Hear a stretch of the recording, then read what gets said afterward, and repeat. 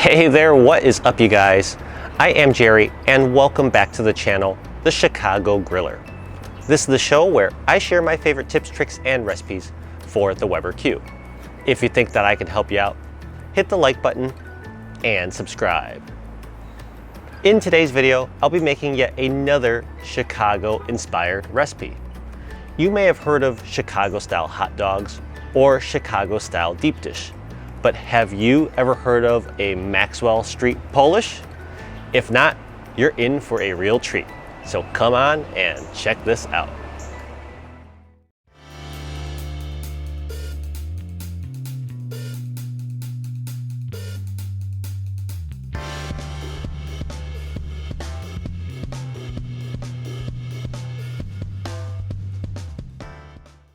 The Maxwell Street Polish is an iconic Chicago street food item. It traces its origin back to 1943, where it's said to have been created at Jim's Original.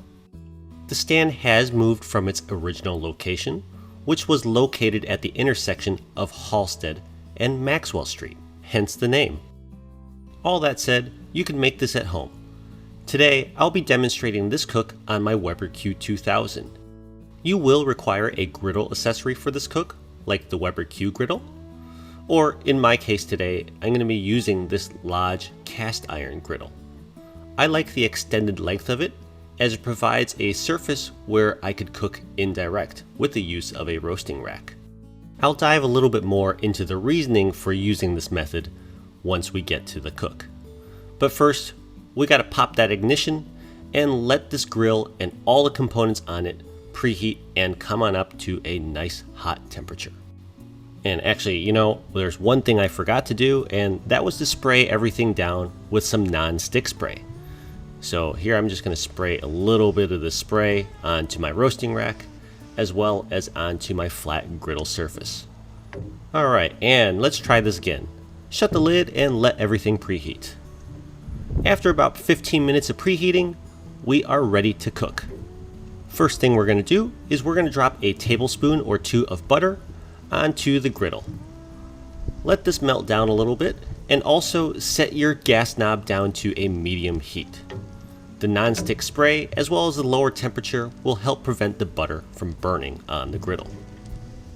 Next, you're going to slice up and add 2 white or sweet onions to your griddle. And I actually need a little bit more space on the griddle, so I'll scoot this rack over. Alright, all the onions are now on board, while still leaving a little bit room for the Polish sausage. But before we get there, add a little bit of salt to the onions. Perfect. And now, here comes the Polish sausage. Sometimes you'll find these in individual links, and other times you'll find them in longer rolls, like this 13-ounce roll. I'm now going to place it on my roasting rack directly above the cast iron griddle. So I'm essentially cooking this kielbasa indirect. The reason I'm using this method today is because this kielbasa was a fully cooked sausage out of the package, so it only really needs to be heated up slowly on the grill. Anyways, back to the grill. Every 4 or 5 minutes or so, we're going to want to give our onions a stir on that griddle. Every time you check on them, you'll start to see they'll soften more and more, as well as start taking on that golden and caramelized color. The whole process will take you about 15 to 20 minutes, depending on how tender and how soft you want your onions.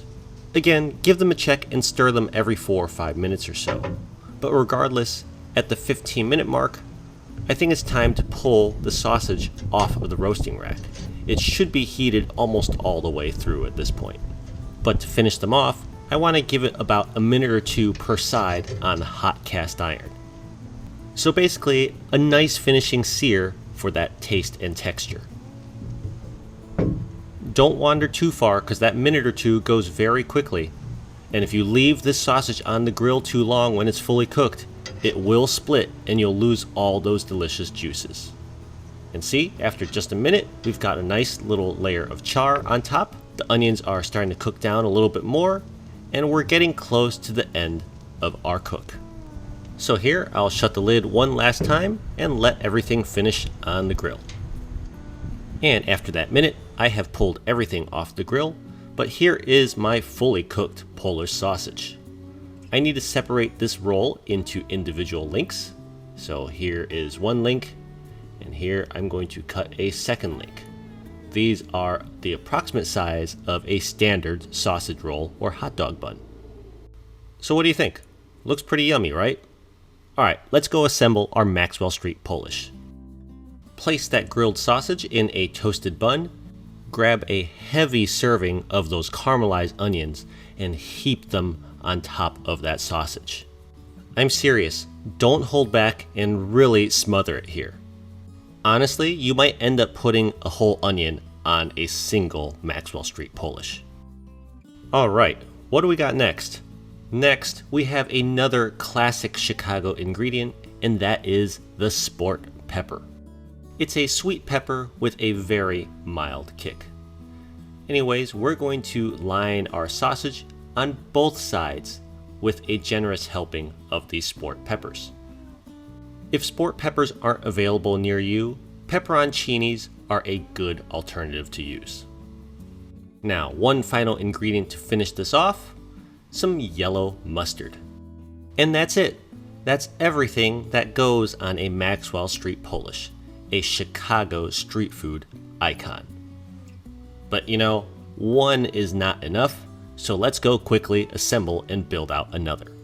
And here we go, the Maxwell Street Polish. Don't these look absolutely amazing?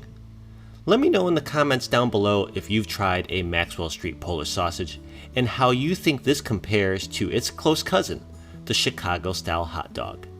I like them both a lot, but I do have my preference. But I'd like to hear yours. Anyways, thank you very much as always for watching.